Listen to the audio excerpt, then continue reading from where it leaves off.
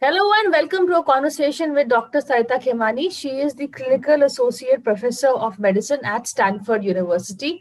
Welcome back to the show. We've been having a couple of conversations, Sarita, during COVID times, and you are really there at the forefront. So, I believe you also got the Pfizer's jab. You've already taken the first shot. Can you just tell us a Yes. bit? Yeah. How was it? Any after effects? What is the feedback? Yeah, no, thank you for having me, Priya. So I did get the Pfizer first shot 2 weeks ago. And actually, there were hardly any symptoms that I noticed. There were no side effects, no fevers even. I was watching for those. And I do have my second shot scheduled for next week. And I've heard from others that after second shot, people are having a little more symptoms. But otherwise, no side effects. We have had, as we've heard, and we've also seen ourselves some cases of a little more severe allergic reaction in some people, which can happen with vaccines. So that's something that what our institution is doing is that when they give the vaccine, you actually wait for about 20 minutes and they observe you there to see if there's any allergic reaction. And if it's not, then you're good to go.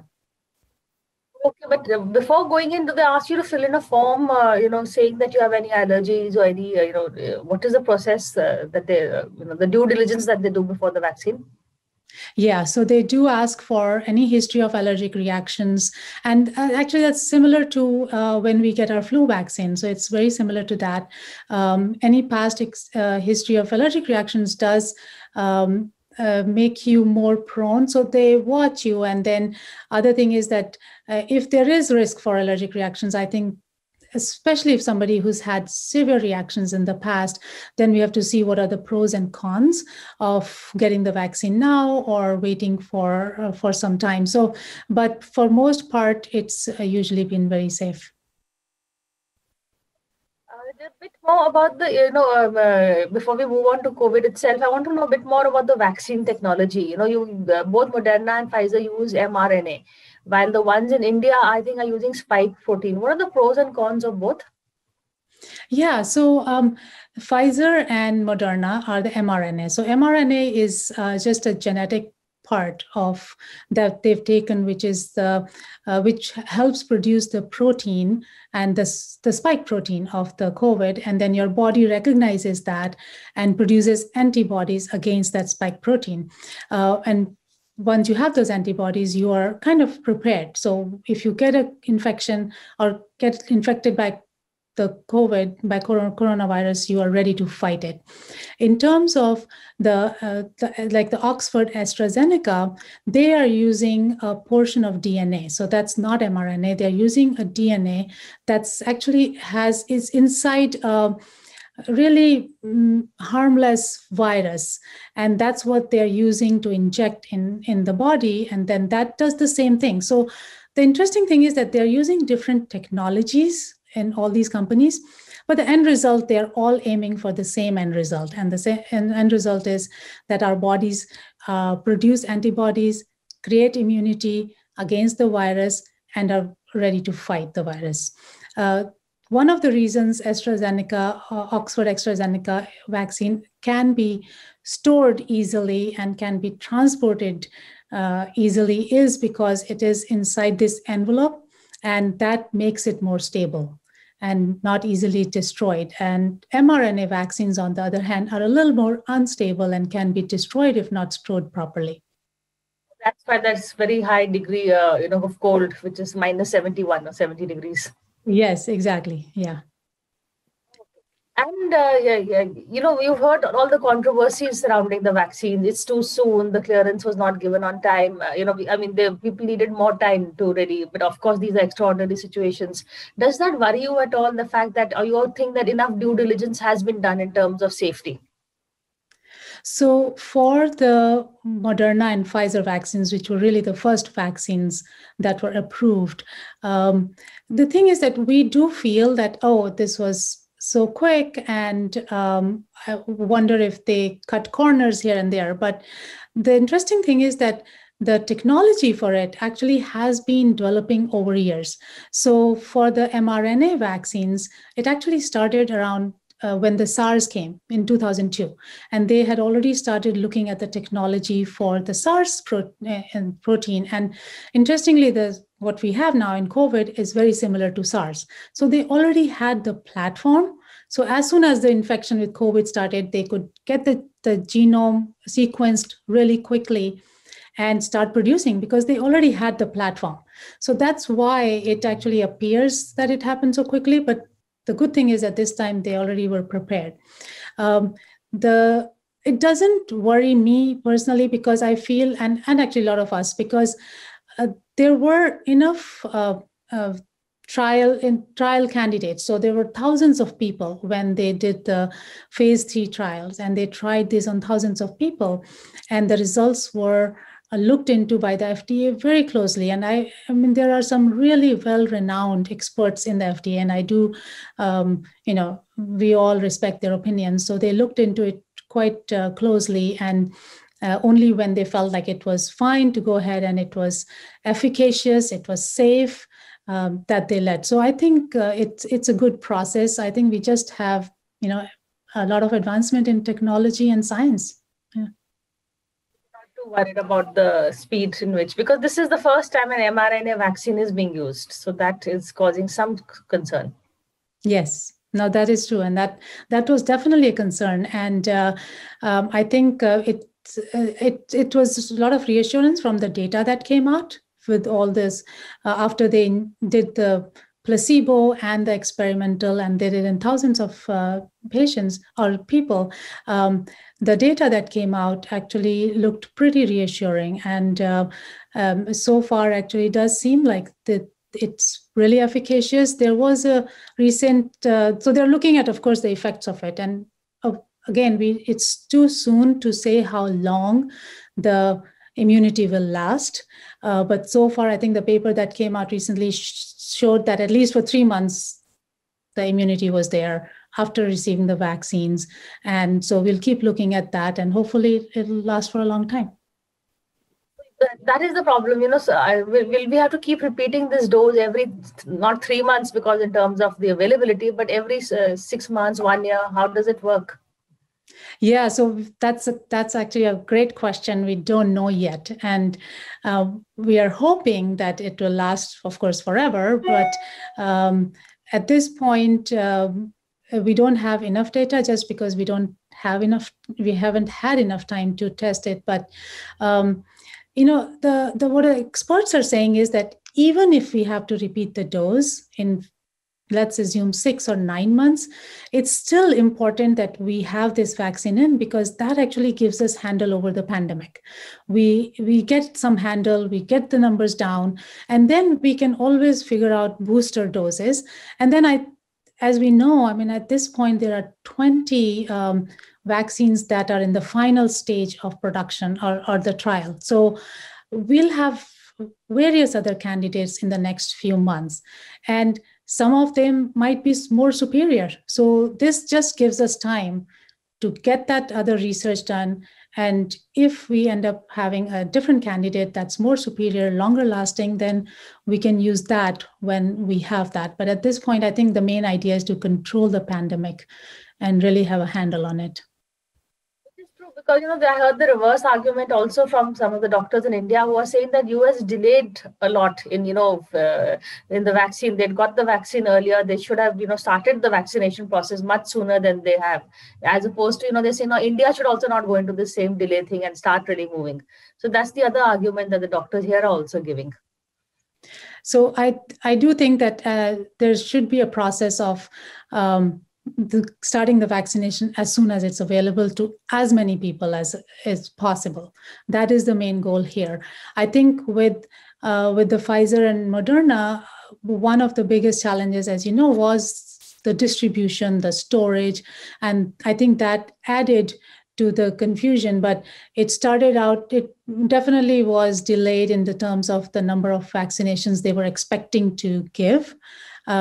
There have been less than what they were expecting to give. So I think India should definitely have a earlier handle on having a big plan of how it can be rolled out immediately to as many people as possible. So I think we have definitely much more organized way now, and they did start working on it pretty fast. But I think that's one thing to learn from, because this is not going to small number of people. This is worldwide, and that can be logistically pretty hard.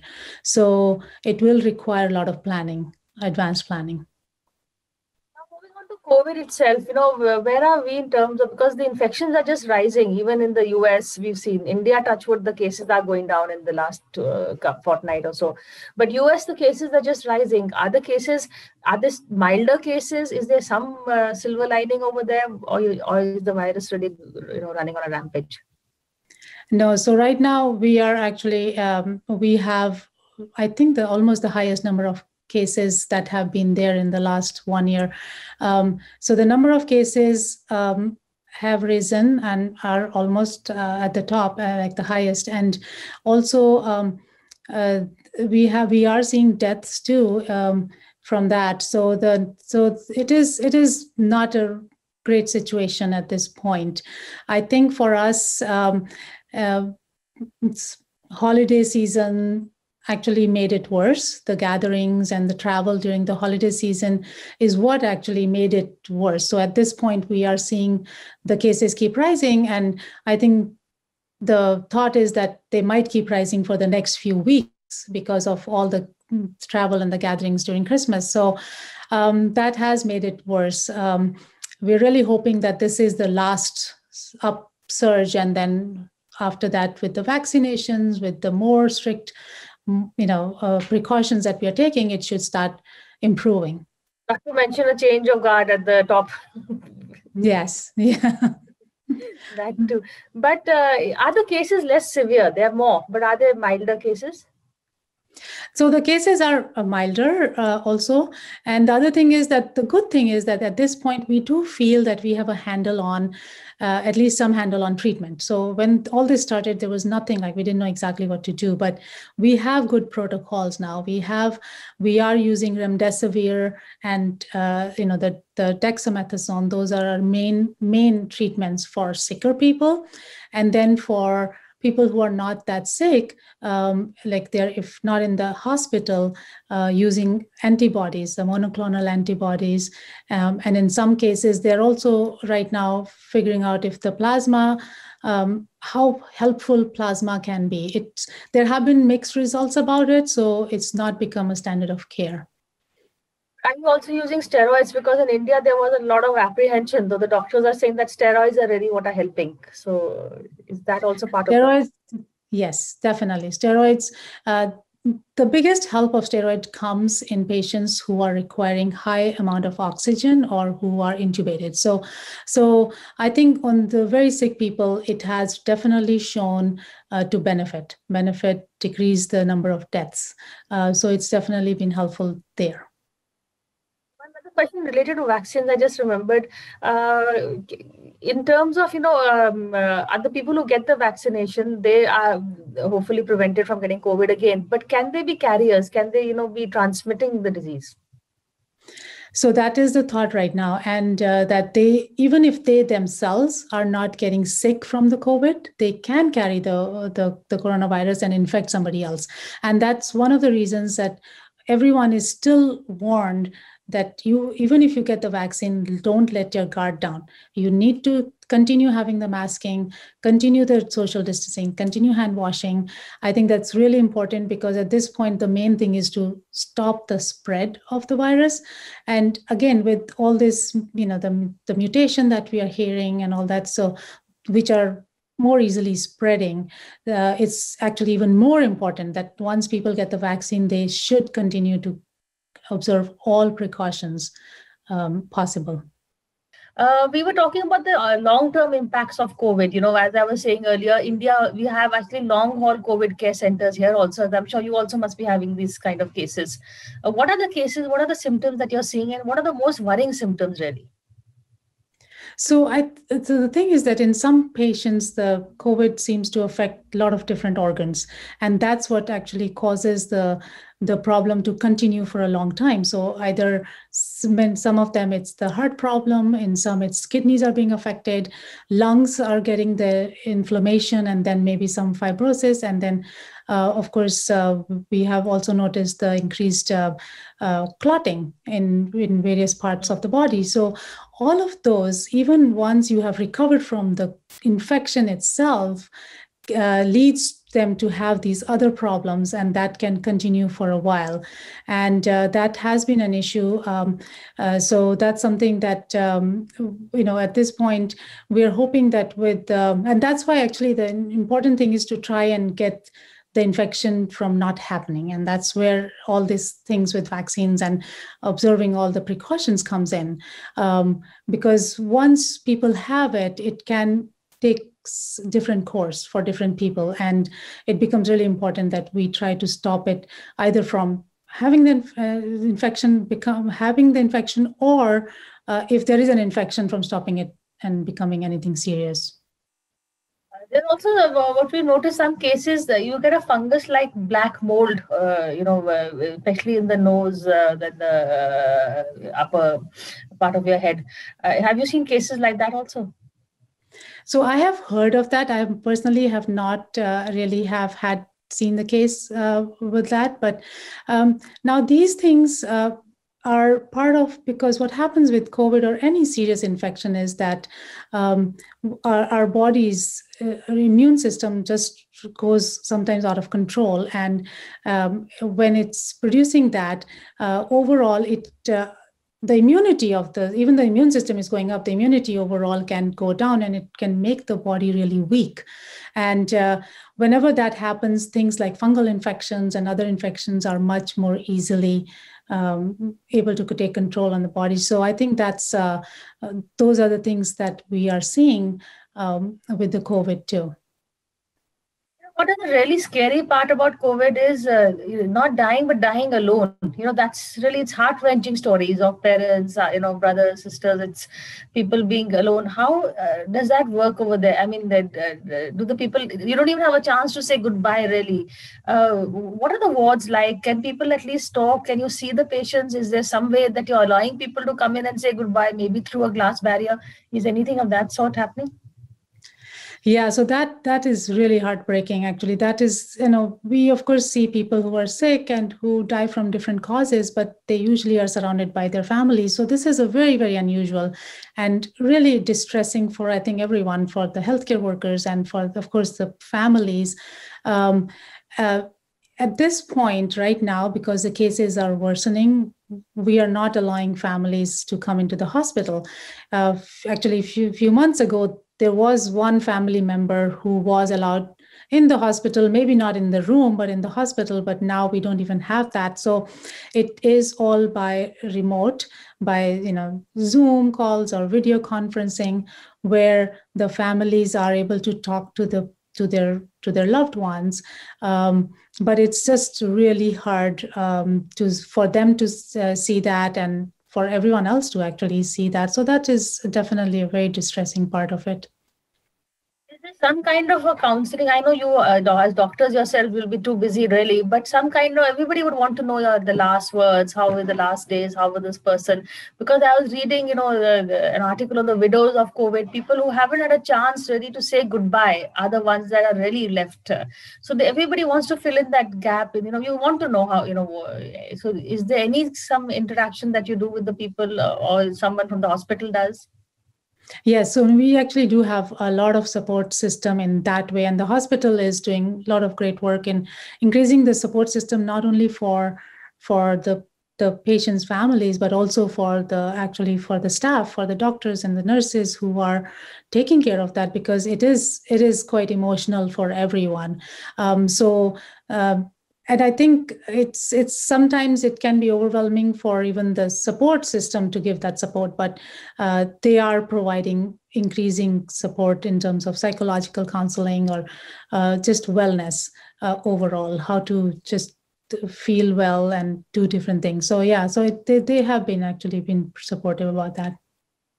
Biggest fear is one of the long-term impacts would be the mental health, because we're going to see, of course, job loss, etc. But just having the illness or losing someone to COVID it's going to be its own impact. That's also a big worry, isn't that? Yes. Oh, so the mental health, as we know, anyways, is being affected by just this whole situation, right? Um, the number of cases from different mental diseases have gone up. And so that's already an issue. And then, I mean, I heard of this, my colleague was telling, I didn't have this patient, but she was saying how this, one of the patients, she was younger, but she got the COVID, and then her dad got the COVID, and her dad died because of that. And she's not able to forgive herself for that. So she will definitely be, she's traumatized with this situation, and this will affect her for probably the rest of her life. So this is something that is happening much more than we can imagine. Is there also a fatigue by the doctors? Because, I've been seeing a lot of on social media, they say, look, you don't listen to us. When we say don't go out, don't socialize, at that time, you don't listen to us.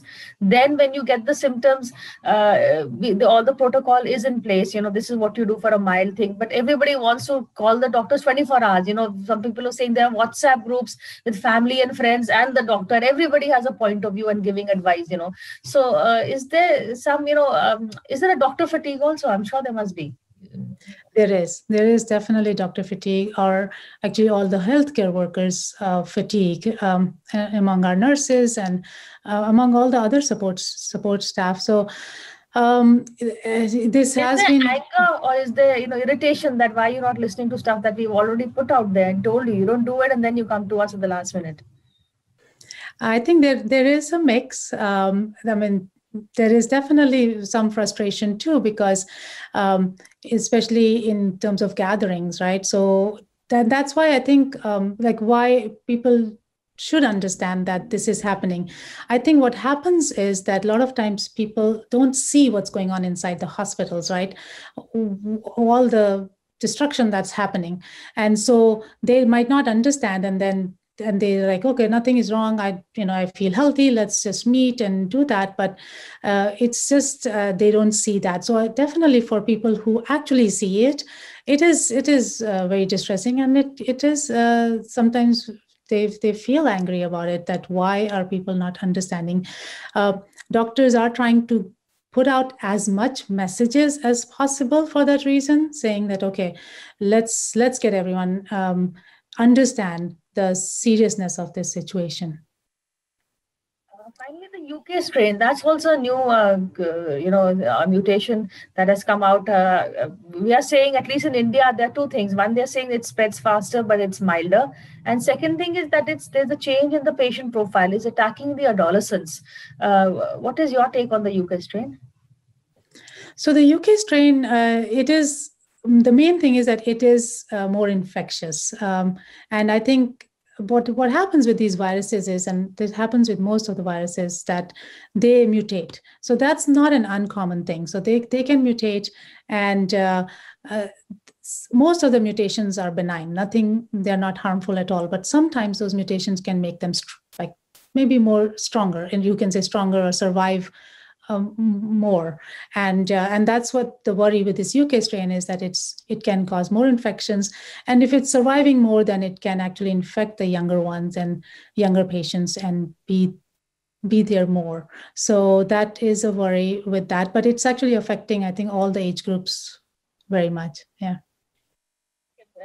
Very last question before I let you go. Is there anything in the vaccines that you've read, research, any of the after effects that really worry you, that you say, maybe we are hearing that it can affect your, that's at least on social media, that, your ability to conceive can be affected. Some, we've heard, rumors or buzz that, it can also affect the neurological impact. Anything that you heard that you feel that really scares you?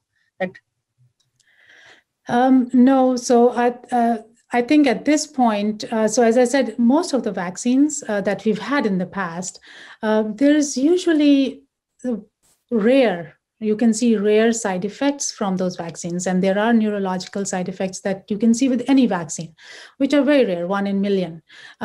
So those can happen, but they're so rare that I think the benefit of getting the vaccine is much more than that rare serious side effect that might happen. So because of that, it actually does not worry me. I feel that at this point, the infections and the deaths from COVID itself is much, much more than what we might see rarely with the vaccine side effects. So I think it's really important that we need to stop this pandemic. And the only way that can happen is that people get vaccinated. The more vaccinations and the faster we get, the faster we all develop herd immunity and the faster we can control this thing. Thank you, Dr. Khemani, for talking to us. One thing I've seen really is doctors all over we've spoken to from outside India also. Everyone really has the same message, do go and get that vaccine. And that's the same message we got today also from Dr. Khemani. Thank you so much for this conversation.